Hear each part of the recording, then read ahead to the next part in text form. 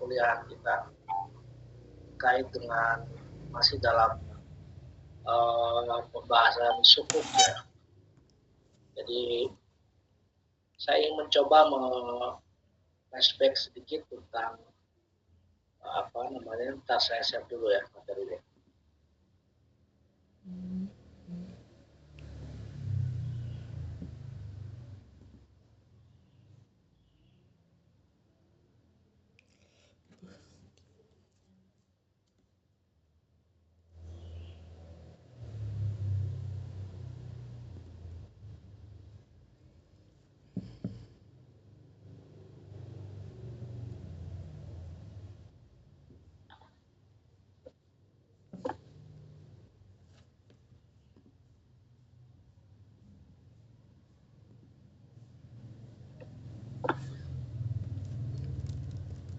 Kalau mau share gimana ya? Ini ya, share ya. Present now ya. Ya. Iya, Pak.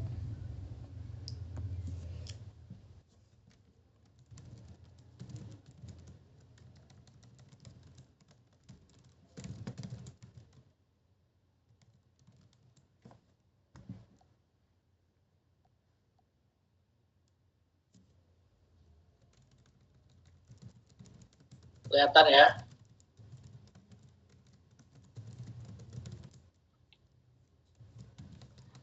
Kelihatan nggak?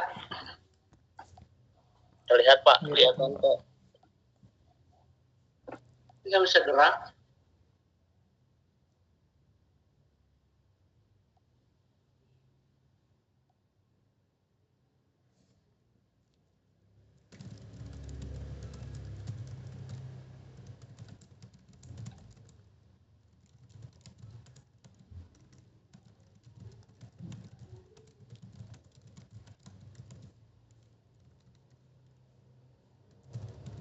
Nggak bisa bergerak ya? Iya, Pak. Nggak pindah slide.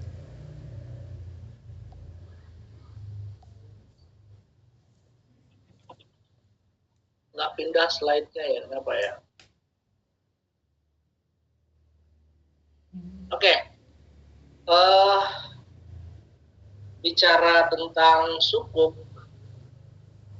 maka tidak lepas dari apa yang disebut dengan pasar uang Islami ya. Kita sudah mengenal hal itu, di mana dalam pasar uang Islam perbedaannya dengan pasar uang konvensional itu salah satunya adalah pasar uang konvensional tentu menawarkan instrumen investasi ya tidak ada menggunakan prinsip syariah ya.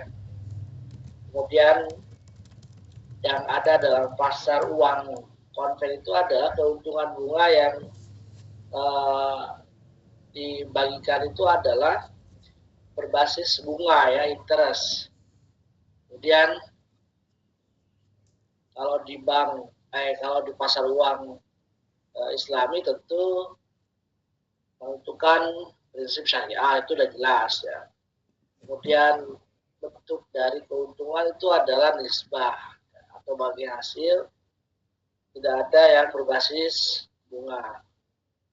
Mekanisme transaksi pasar uang konvensional itu terlepas dari halal dan haram ya. Kalau di Islam, mekanisme pasar dalam hal ini tentu memperhatikan aspek keharaman dan juga kehalalannya. Dan perbedaan lainnya justru terletak pada sistem akad ya, di mana perjanjian dalam pasar uang berprinsip syariah itu selalu menggunakan akad. Sedangkan di pasar konven tidak berbasis pada akad ya. Itu salah satu perbedaan yang paling mendasar ya. Maka pasar uang itu sendiri berfungsi sebagai apa? Sebagai alternatif bagi siapa? Bagi lembaga keuangan dan peserta lainnya untuk memenuhi kebutuhan pendanaan. Jadi sebetulnya fungsi uang atau fungsi pasar uang itu ada adalah salah satunya untuk apa? Untuk memenuhi kebutuhan pendanaan jangka pendek dan menggunakan likuiditas ekstra penempatan. Jadi kalau perbedaannya dalam investasi itu kan ada long term, short term. Kalau long term, jangka panjang itu biasanya ada pada instrumen pasar modal ya. Kemudian kalau di dalam short ya, itu ada pasar uang ya. Ini kok nggak gerak-gerak ya, nggak bisa gerak ya, aneh ya.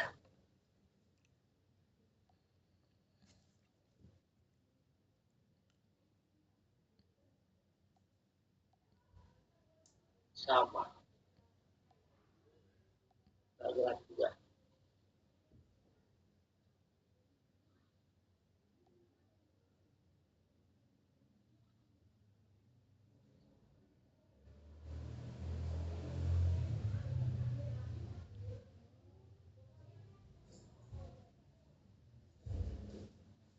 Oke, jadi kalau kita bicara di pasar uang yang sifatnya itu adalah short term, ada beberapa instrumen yang cukup menarik ketika kita bicara di pasar uang ya.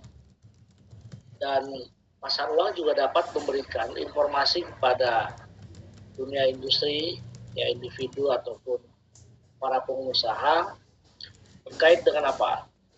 Dengan informasi keuangan ya, moneter. Kalau di publik misalkan terjadi kenaikan harga diakibatkan karena kelangkaan barang, maka sirkulasi uang itu akan terjadi stagnan. Nah, dalam hal ini biasanya bank sentral akan mengeluarkan sebuah kebijakan untuk menaikkan suku bunga. Nah, dengan begitu orang akan berebut untuk menabung. Dengan cara menabung tersebut, sirkulasi uang menjadi berjalan kembali. Tapi ketika misalkan sirkulasi uang atau velocity uang itu di publik terlalu banyak ya peredaran uangnya, tapi pergerakan perekonomian melemah, maka bank sentral pun akan mengeluarkan kebijakan dengan menerapkan apa? Kebijakan yang disebut dengan penarikan uang ya. Salah satunya adalah dengan meninggikan misalkan menurunkan rate bunga ya. Jadi orang tidak melakukan investasi lain. Nah, di pasar uang itu sendiri ya, di pasar uang Islami itu senantiasa ada beberapa instrumen yang kita sudah ketahui kan. Yang pertama itu adalah SPIS ya. SPIS itu sertifikat Bank Indonesia Syariah ya. Atau dulu dikenal dengan SWBI ya, sertifikat Wadiah Bank Indonesia. Nah, SWBI atau SBIS itu sebetulnya adalah satu instrumen untuk apa? Untuk bank di bawah bank sentral ini membelanjakan atau mengeluarkan uang ya antar bank ya. Bank di bawah bank sentral mengeluarkan uang, diberikan sertifikat ya atau diberi wadiah tadi atau sertifikat Bank Indonesia Syariah ya, kemudian dia akan menempatkan uang ya kan di Bank BI. Dengan pola seperti itu uang akan terus beredar. Nah, dulunya tujuan dikeluarkan SWBI itu atau dikeluarkan sertifikat bank sentral adalah bagaimana uang yang mengendap di bank-bank atau di bank konvensional itu bisa beredar. Maka dibuatlah sebuah kebijakan untuk diberikan sertifikat atau dijual dengan kepada bank di bawah bank sentral. Nah, dari konteks ini sebetulnya lebih menguntungkan bagi bank di bawah bank sentral. Kenapa? Dengan dia membeli sertifikat, otomatis dia akan menyimpan uangnya di bank sentral. Dan itu menjadi bagian yang dari kacamata investasi adalah investasi yang short term dan menguntungkan ya. Ditaruh aja uangnya bank syariah misalkan, simpan aja di bank BI. Dia dapat imbal hasil ya dari pembelian SPIS itu ya. Yang kedua juga ada repo ya.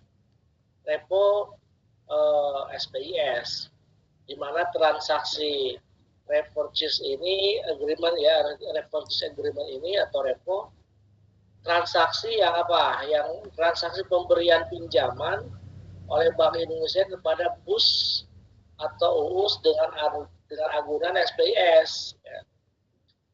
Nah, jadi kalau si Bank Syariah Indonesia dulu Bank Syariah Mandiri misalkan sudah punya sertifikat Bank Indonesia, lalu dia akan mendapatkan fasilitas pinjaman ya, pemberian pinjaman oleh Bank Indonesia kepada yang memiliki sertifikat. Nah, itu repo. Yang kedua, yang ketiga ada juga yang disebut dengan ini ya, SPSN ya. Surat berharga syariah negara, itu salah satunya adalah sukuk ya yang sudah kita bahas kemarin. Jadi SPSN itu efek ataupun surat yang dikeluarkan oleh oleh pemerintah dengan mata uang rupiah. Nah, yang keempat ada yang disebut dengan repo SBSN. Kalau tadi ada repo SBS, maka ada juga repo SPIS ya, atau SBSN. Nah, sekarang sertifikat Bank Indonesia Syariah itu atau SPIS itu ketentuannya menurut Fatwa Dewan Syariah Nasional nomor 64 ya, tahun 2007 tentang sertifikat Bank Indonesia Syariah SPIS Ju'alah.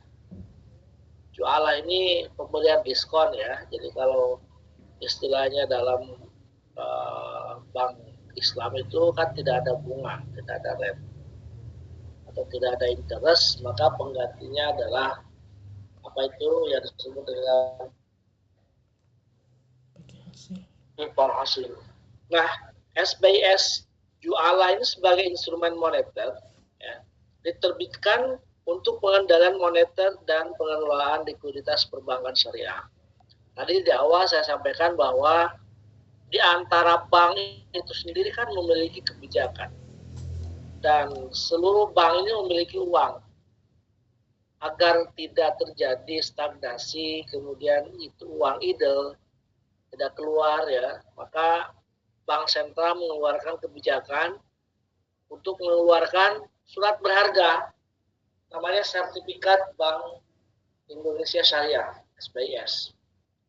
Dibelilah oleh semua bank yang berbasis syariah. Maka ketika seluruh bank itu dan membeli, maka terjadi perputaran uang yang luar biasa.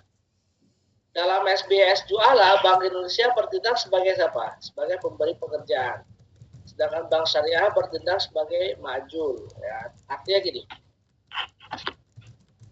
sertifikat yang dikeluarkan oleh Bank Indonesia itu kan dibeli oleh BSI, dibeli oleh Bank Mega Syariah, oleh Bank BJPS. Maka Bank Indonesia itu sebagai pihak apa? Pihak ju'il ya, atau pihak yang memberi pekerjaan atau ja'il. Sedangkan Bank Syariah sebagai apa? Sebagai penerima pekerjaan. Nah, itu ketentuan kedua. Ya, ketentuan ketiga, Bank Indonesia dalam operasi moneternya melalui penerbitan SPIS mengumumkan target penyerapan likuiditas kepada bank-bank syariah sebagai upaya pengendalian moneter dan menjanjikan imbalan. Salah satu bentuk controlling ya, salah satu bentuk kontrol dari bank sentral bagaimana menstabilitaskan harga uang, bagaimana menstabilitaskan peredaran uang, maka dikeluarkanlah sertifikat-sertifikat yang nantinya itu akan diberikan kepada bank di bawah bank konvensional. Di bawah bank sentral. Oke. Nah, apa ketentuan yang ada di dalam SBIS? Pertama, Bank Indonesia wajib memberikan imbalan tadi ya, reward. Lalu bank syariah yang ditempatkan di Bank Indonesia melalui SBIS, dananya ya, adalah wadiah amanah khusus yang ditempatkan dalam rekening SBIS jualan. Tadi saya katakan di awal itu kita mengenal tentang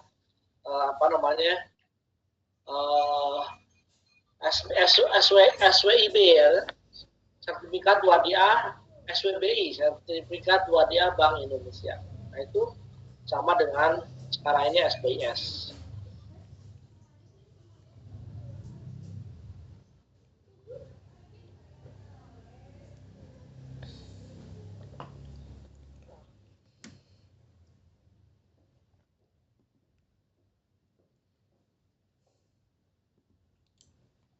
Lanjut ya, yaitu yang sertifikat berbasis atau sertifikat Bank Indonesia Syariah. Yang ketiga repurchase tadi ya, repurchase agreement atau repo SBIS. Repo SBIS memiliki karakteristik sebagai berikut. Jadi repo SBIS itu hanya dapat diajukan kepada Bank Indonesia sebagai bank sentral. Akadnya adalah menggunakan akad rohan. Ya, kemudian berjangka 1 tahun hari kerja. Diberikan paling banyak sebesar nilai SBIS yang digunakan. Ya, kemudian mekanisme repo SBIS, BUS atau US mengajukan repo SBIS melalui BISS sesuai Windows time yang diberlakukan. Jadi ketika bank sentral itu membuka pengumuman lelang tentang SBIS, maka bank syariah yang terafiliasi dengan Direktorat Ekonomi Syariah di Bank Sentral melakukan sebuah kontrak. Nah, kemudian selain itu juga kita sudah membahas tentang sukuk ya. Jadi, kita sudah sukuk ijarah ya. Jadi ketika kita melihat bahwa surat berharga yang diterbitkan berdasarkan prinsip syariah sebagai bukti atas sebagian penyertaan terhadap aset SBSN. Nah, sehingga di dalam salah satu alternatif instrumen pembiayaan APBN berbentuk surat berharga negara, Undang-Undang 19/2008. Kemudian perikatannya menggunakan prinsip syariah. Jadi harus ada underlying aset ya, berupa BUMN atau proyek. Dan minggu kemarin kita sudah jelasin berbagai instrumen ya, kemudian juga jenis-jenisnya, dan bahkan kita sudah membahas tentang sukuk ijarah ya, sukuk ijarah. Nah, yang ketiga, dengan adanya instrumen sukuk ini tentu aman ya, karena dijamin oleh negara. Kemudian diberikan imbalan atau bagi hasil tadi. Ya. Nah, selain sukuk, kemarin kita sudah ada yang namanya tentang underlying ya, udah ya, underlying itu ada barang milik negara, proyek-proyek pemerintah, jasa layanan, sehingga ketika berbicara secara umum, secara global tentang sukuk berbasis ijarah, maka harus ada underlying-nya adalah BUMN ya, bank milik negara tadi. Kantor-kantor jadiin underlying, kemudian juga mungkin aset-aset kementerian ya. Ada juga proyek ya, yang proyek yang akan dilakukan. Nah, biasanya menggunakan apa? Akarnya adalah akad mudharabah ya. Akad mudharabah di sini termasuk salah satu akad yang uncertainty ya, di mana bisa saja untung dan bisa juga rugi. Tapi kita bisa membeli sukuknya yang berbasis underlying project itu dengan akad mudharabah. Ya. Nah, ada juga jenis sukuk yang memang misalkan sukuk reguler ya. Jadi ada sukuk reguler berarti apa tuh? Sukuk yang biasa rutin dikeluarkan oleh Bank Sentral dengan Kemenkyu ya. Ada juga sukuk retail. Nah, kemudian ada juga sukuk dana haji SDHI. Paling kita udah lihat. Ada juga SBN syariah. Ada juga sukuk yang project based sukuk. Coba udah kita bahas. Ada project, ada yang lainnya. Karakteristiknya udah ya. Jadi yang diperdagangkan diperdagangkan di pasar tentang sukuk itu hanya pada sebatas suku apa nih? Pertama ijarah udah jelas. Ada Islamic fixed rate ya, kemudian ada sukuk negara retail ya. Semua menggunakan rata-rata ijarah sel. Ya, kemudian juga menggunakan ijarah al-khadamat. Nah, ada sukuk yang non tradable. Sukuk non tradable itu adalah itu private placement. Jadi private placement itu jangka pendek, kupon dibayar setiap bulan. Nah, seperti sukuk haji SDHI ya, sukuk dana haji Indonesia itu non tradable. Tidak diperjualbelikan tapi ditempatkan tempat khusus ya, penempatan khusus.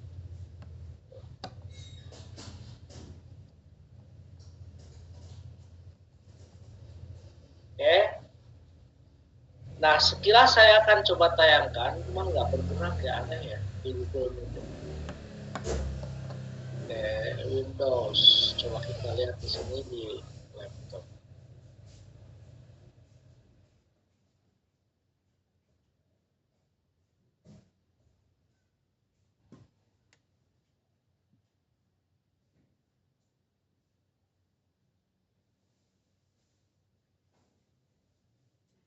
Salah satu bentuk dari sukuk ya. Bentar.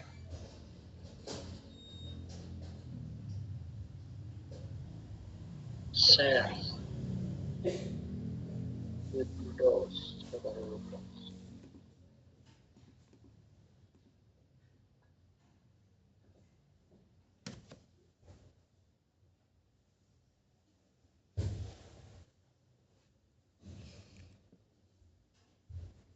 Excel.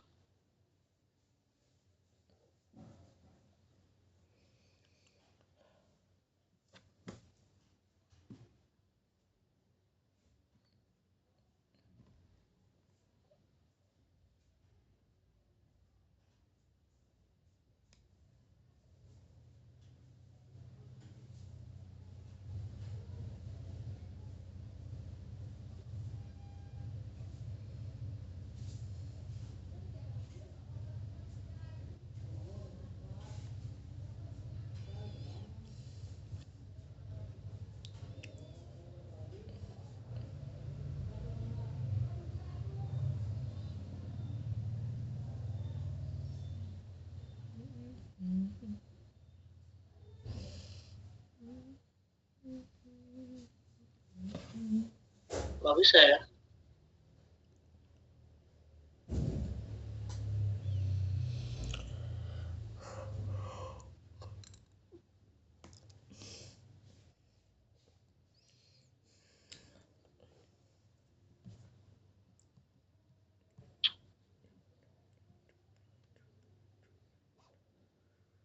Nah, saya ganti laptop dulu deh.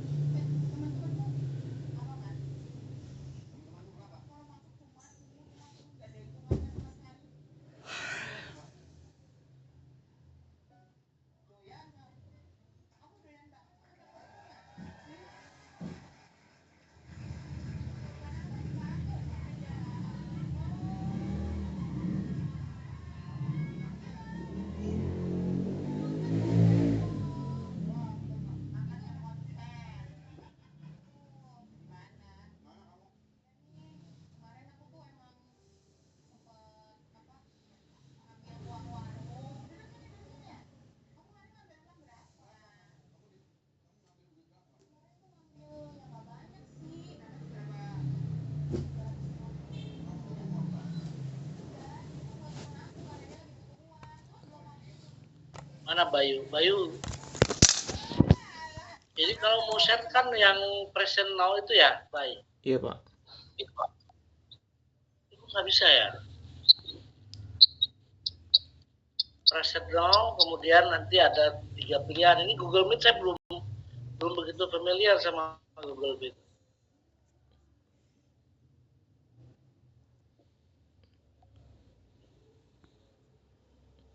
Atau mau coba saya tampilin Pak? Hah? Atau mau ditampilin di device saya? Nah, saya share dulu ya. Oke Pak.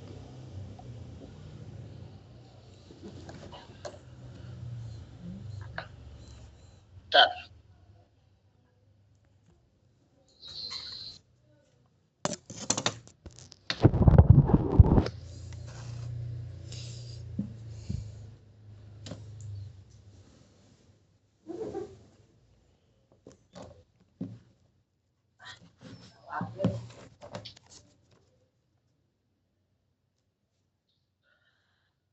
Saya share dulu ke Bayu ntar ya.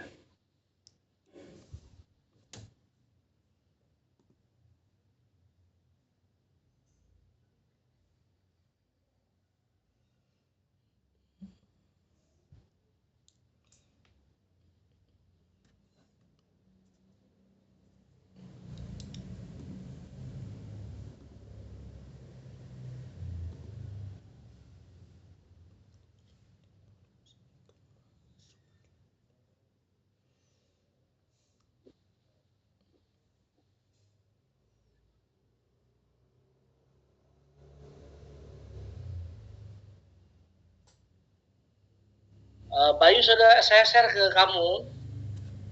Coba tampilkan di kamu itu ada bentuk MOU terkait dengan sukuk ya, sama contoh sukuknya. Coba bisa dibuka di situ nggak?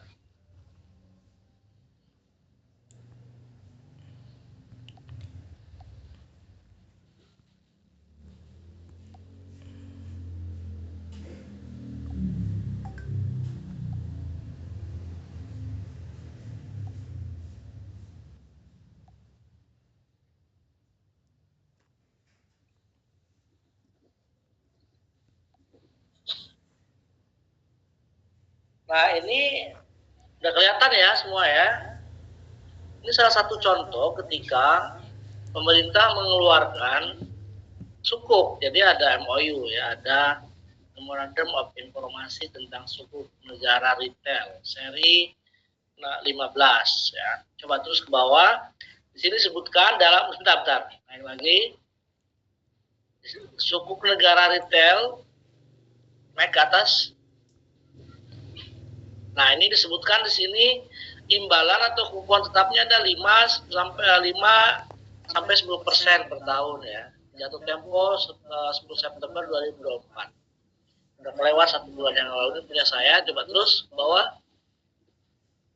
Nah, ini ada mitra distribusi. Artinya mitra distribusi itu bahwa setiap bank itu boleh menjual ya, boleh mentransaksikan sukuk negara. Di sini ada Citibank ya.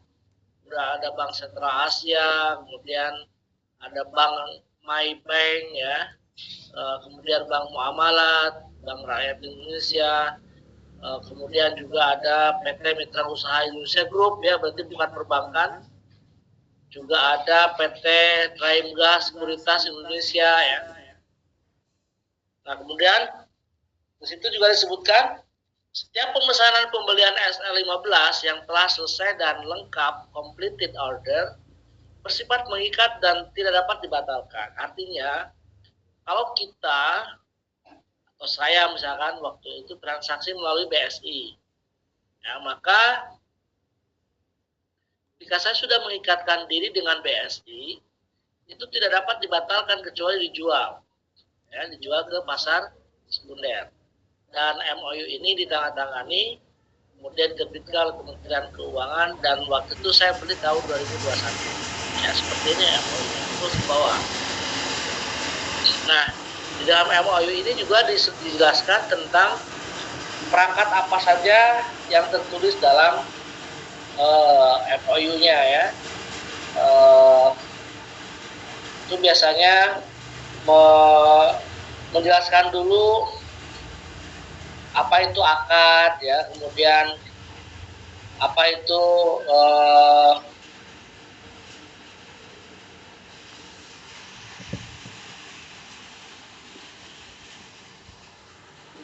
nah ini disebutkan di situ tentang bagaimana ataupun apa itu agen pembayar ya.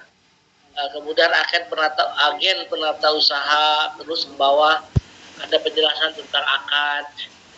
Nah di sini karena akadnya adalah ijaroh, dari suku ijaroh, akad di mana satu pihak bertindak sendiri atau melalui wakilnya menyewakan hak atas suatu aset kepada pihak lain berdasarkan harga sewa. Terus ke bawah, asetnya apa? Aset SPSN.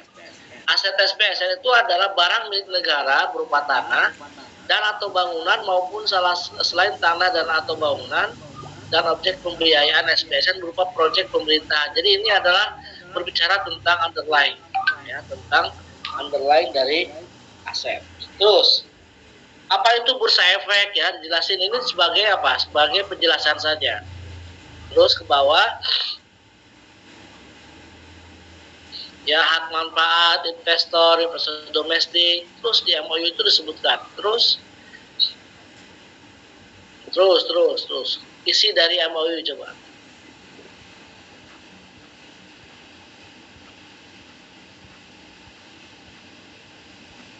Nah itu jadi ini adalah daftar isinya ya, landasan hukumnya, kemudian struktur akad, keuntungan, dan pemesanan penggunaan penerbitan suku retail dan yang lainnya.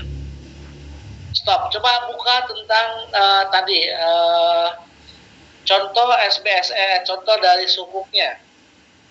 Bayu, coba buka yang satu lagi.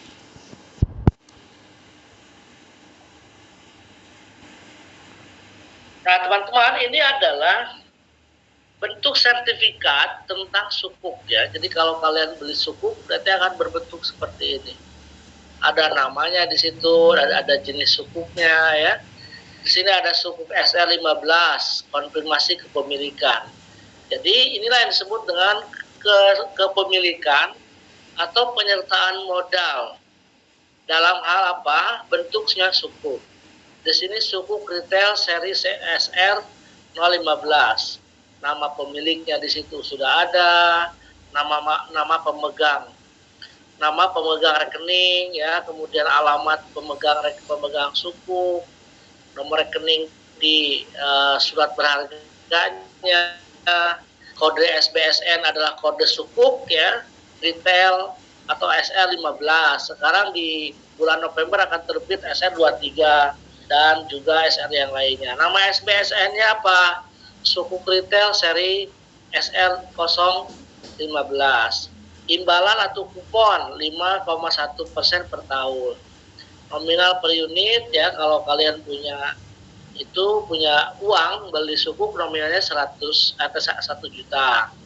Jumlah unit SBSN ini 300 unit, jadi saya beli waktu itu 300 juta dan sudah berakhir di 10 September 2024. Konfirmasi ini diterbitkan sesuai dengan data dalam rekening efek ya, atau sub rekening efek yang terdapat di mana? Di PT Kustodian Central Efek Indonesia atau KSEI sebagai sub registry yang dikelola oleh PT Bank Syariah Indonesia ya, sebagai pemegang rekening di KSEI. Nah, terus ke bawah. Nah, jadi seperti itu bentuknya. Jadi kalau misalkan kalian belum tahu tentang sertifikat sukuk ya seperti ini bentuknya ya.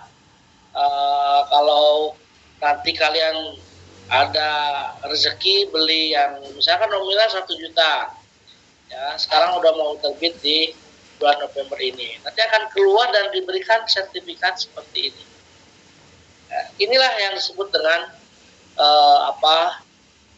bukti kepemilikan sukuk negara. Nah, ini terdaftar di Kemenkyu, terdaftar di Bank Kustodian dengan nomor seri, dengan nomor kode tadi ya, nomor rekening surat berharganya ada BSM, kemudian 01 V sekian sekian sekian. Nah, itu setiap pembelian sukuk akan dikeluarkan sertifikat seperti ini. Apakah jatuh temponya 3 tahun ataupun 4 tahun? Kalau ini kan 4 tahun kalau tidak salah. 2021, 2024, 3 tahun ya. 3 tahun adalah untuk temponya. Tapi bisa dijual di tengah-tengah. Kalau misalkan uang, kemudian dijual dan tentu bisa lebih tinggi, bisa lebih rendah dari harga pasar. Nah, kira-kira sampai di sini ada pertanyaan nggak? Stop screen-nya ya, Bayu.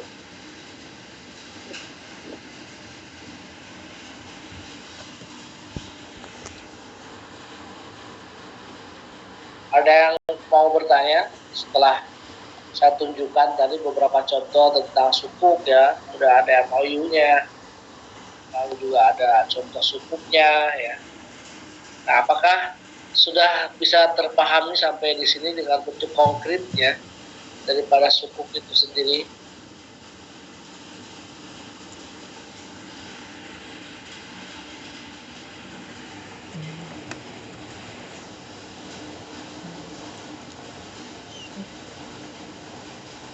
Kalau masih penasaran dengan hal lain, Bayu atau siapa? Arif? Gini Pak, penasaran Pak.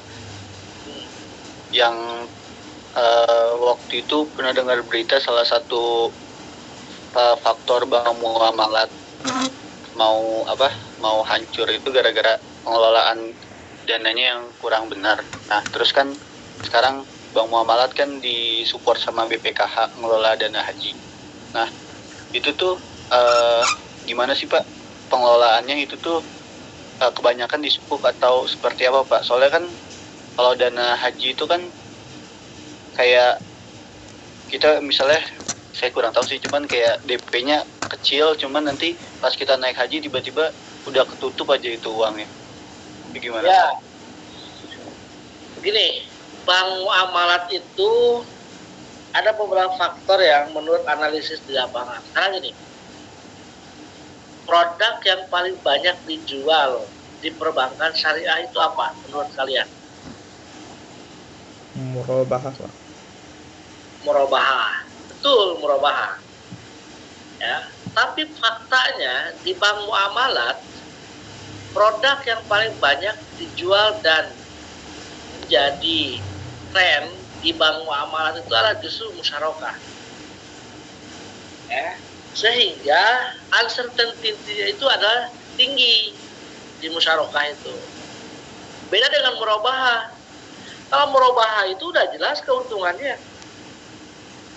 udah jelas benefitnya, jual sekian dapat sekian, ya kan?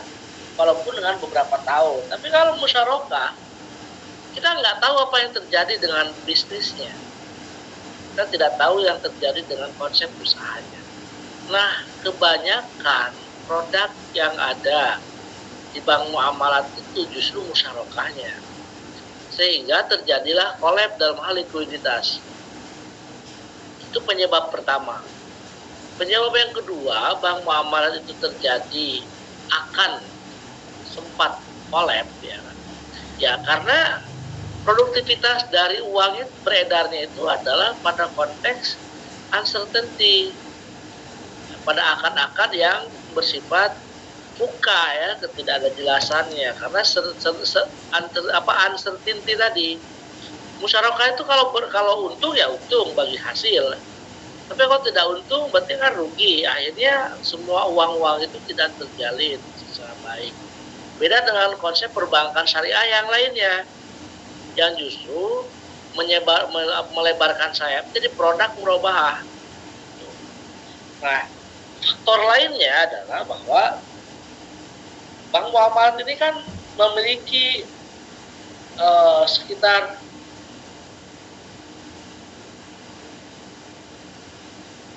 sekitar 6-7 triliun uang haji dikelola oleh bank muamalat ya.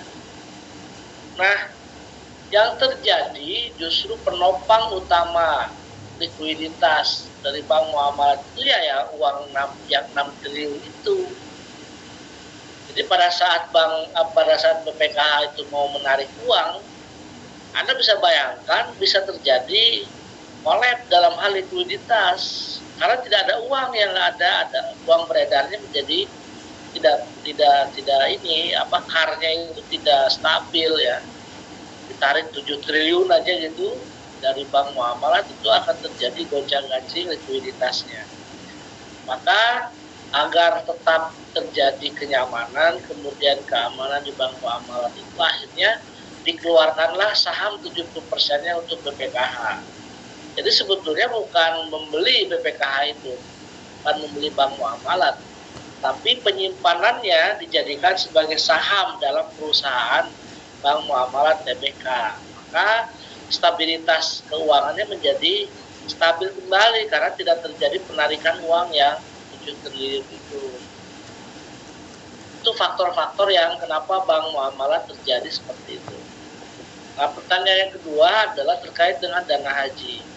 Dana haji itu kan ada setoran awal ya. Setoran awal itu begitu orang mau naik haji, daftar, kemudian dia bayar 25 juta. Uang yang 25 juta ini kan diterima oleh perbankan. Ada sekitar 14 perbankan yang menerima dana awal haji. Sedangkan jemaah pada saat mendaftar, itu kan tidak otomatis berangkat di tahun itu. Tapi ada yang 10 tahun, ada yang 5 tahun. Maka uang yang sudah tersimpan di perbankan itu dikelola diinvestasikan. Salah satunya adalah dalam bentuk sukuk, yaitu SDHI, Sukuk Dana Haji Indonesia, yang penempatannya khusus untuk pembangunan PLHUT, Pusat Layanan Haji Terpadu, ya, Pusat Layanan Haji dan Umroh Terpadu. Dibangun asrama, ya, kemudian dibangun lagi SBM, dibangun lagi kampus. Nah itu adalah SDHI sebetulnya, Sukuk Dana Haji, yang dari situ mendapat imbal hasil.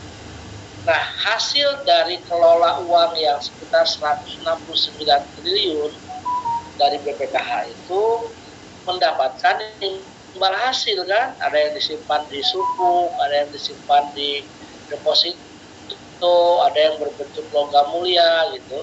Dalam setahun itu pasti ada hasilnya kan. Nah hasilnya itulah yang dikembalikan ke masyarakat.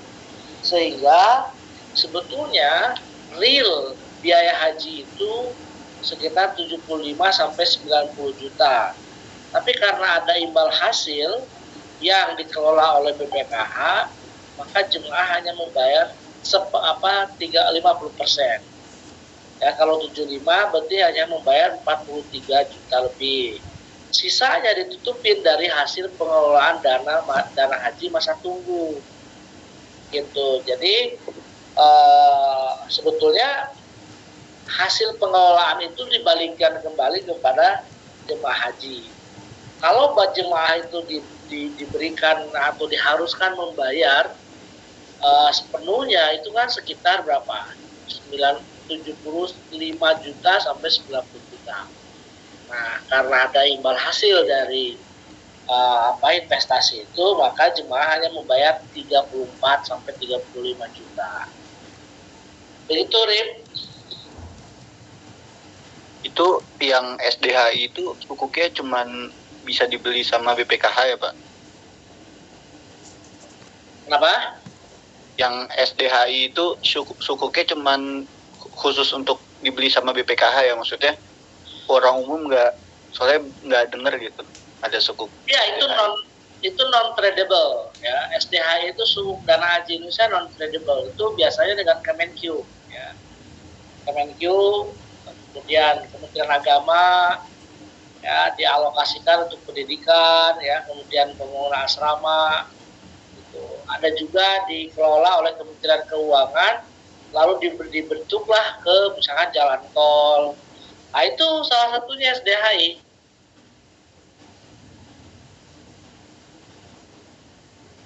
Begitu ya, jadi bisa dipahami lah. Pak, sama satu lagi Pak, tadi masih kurang paham yang yang bank-bank itu nitip ke BI itu kan, kalau bank nggak mungkin nitip doang kan, tapi nanti dibayar juga sama BI. Itu BI bayarnya pakai apa, Pak? Ya pakai uang lagi, makanya disebut pasar uang. Pasar uang yang diperjualbelikan antar bank, makanya disebut dengan sertifikat Bank Indonesia Syariah. Sertifikat, ya, mengeluarkan sertifikat senilai sekian, belilah sama Bank Syariah Indonesia, disimpankan uangnya di BI, otomatis ada imbalan, ada bagi hasil, kan BI memutarkan lagi uangnya. Begitu, Rip. Di Bank Indonesia tuh, Bank Indonesia juga jadi kayak bendahara gitu, maksudnya nyimpen duit juga ya, Pak?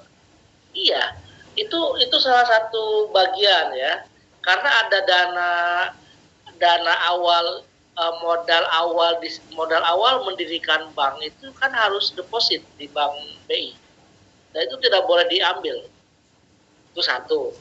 Yang kedua, ketika jumlah peredaran uang itu melebihi kapasitas, ya kan, atau jumlah uang di perbankan itu idle, kan gimana caranya uang itu supaya keluar?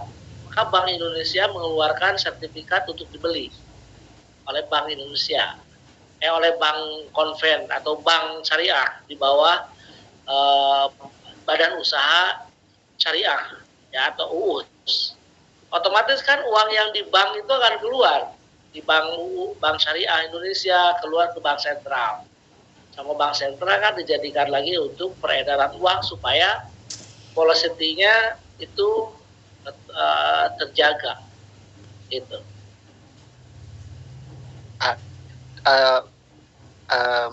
Bank Indonesia itu ngedarin uangnya caranya gimana, Pak? Kirain saya tuh dengan kebijakan aja gitu, jadi nyuruh suku bunganya berapa, nanti yang keluarin bank juga bank-bank komersial, bukan bank BI gitu. Lah kalau itu transfer kemana-mana, transfer ke ini, ada BI Fast, ada bank online, uang dari mana? Peredaran uang itu dikendalikan oleh Bank Indonesia, ya. Nanti ada OJK juga. Peredaran uang itu bukan berarti Bank Indonesia mengeluarkan uang diedar-edarin, nggak begitu, dengan sistem kan, transfer, kemudian pembayaran, gitu, pembangunan di mana, gitu kan, menyebarkan uang, mengedarkan uang itu. Nanti kalau misalkan ternyata sistem uang standar itu, standarnya uang itu kan ada komoditi, ada trusting. Kalau tingkat kepercayaan di Indonesia, bank seluruhnya itu percaya, tingkat kepercayaannya, tingkat likuiditinya oke, gitu kan, Bank Indonesia bisa mencetak uang kembali kan, atau Bank Indonesia akan mencetak uang berdasar pada jumlah komoditi emas yang berada sekarang di Indonesia. Berapa nih kira-kira, berapa ribu ton kan di Indonesia, kira-kira cukup nggak kalau dicetak uang berdasarkan nilai itu. Jadi nggak sembarangan Bank Indonesia mengeluarkan kebijakan hari ini akan mencetak uang 1 triliun, ya akan kacau ekonomi ya. Karena uang itu harus beredar sesuai dengan tingkat price-nya kan. Menurut teorinya Shirving kan begitu. Velocity uang itu sama dengan price of transaksi. Kalau tidak sesuai dengan uang beredar, akan menimbulkan apa? Kenaikan harga. Kenaikan harga itu terjadi, maka akan terjadi inflasi kan. Maka kalau sudah terjadi inflasi, Bank Indonesia akan apa? Mengeluarkan suku bunga yang tinggi, ya, agar orang mau menabung. Jika orang nabung, uangnya akan stabil lagi ya. Nah, begitu uang itu sudah tertabung, sudah stabil lagi, maka apa tuh yang terjadi? Bank Indonesia akan mengeluarkan kebijakan lagi. Supaya apa? Supaya tingkat belanja itu naik, maka uang disebar lagi kan, melalui apa? Sertifikat, melalui sukuk, melalui ini gitu. Begitu deh caranya memutar uang bank itu. Siap, Pak. Kasih, Pak. Kirain beneran dikasih gitu sama BI, Pak. Ya enggak lah, gimana sih? Ya Pak.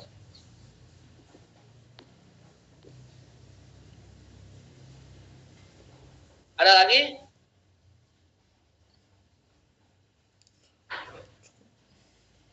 Kalau tidak ada, cukup segitu dulu ya, karena ada perkuliahan lain.